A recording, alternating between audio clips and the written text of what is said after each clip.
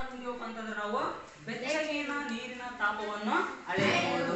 ಈ ಬೆಚ್ಚಗಿನ ನೀರಿನ ತಾಪವನ್ನು ಅಳಿಬೇಕಪ್ಪ ಅಂತಂದ್ರ ಯಾವ ತಾಪಮಾಪಕ ಯೂಸ್ ಮಾಡ್ತೀವಿ ನಾವು?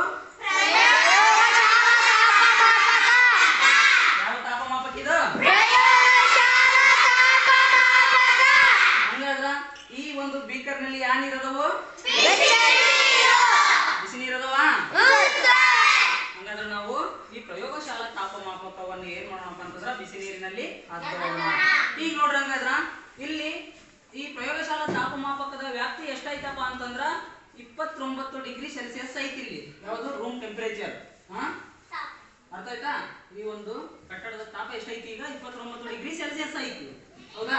ನಾವು ಏನ್ ಮಾಡ್ತೀವಿ ಹಂಗಾದ್ರ ಈ ಪ್ರಯೋಗಶಾಲಾ ತಾಪಮಾಪಕವನ್ನು ನೀರಿನಲ್ಲಿ ಹದ್ದುತ್ತೀವಿ. ಅದ್ದಿದಾಗ ಆ ಒಂದು ತಾಪದ ವ್ಯಾಪ್ತಿ ಏನಾಗುತ್ತಾ ಅಂತಕ್ಕಂಥದ್ದು ನೋಡೋಣ.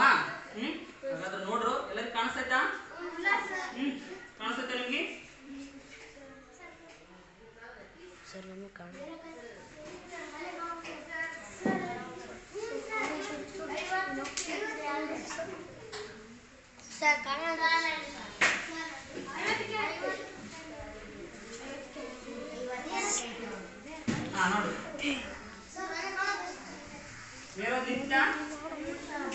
ಹೌದಾ?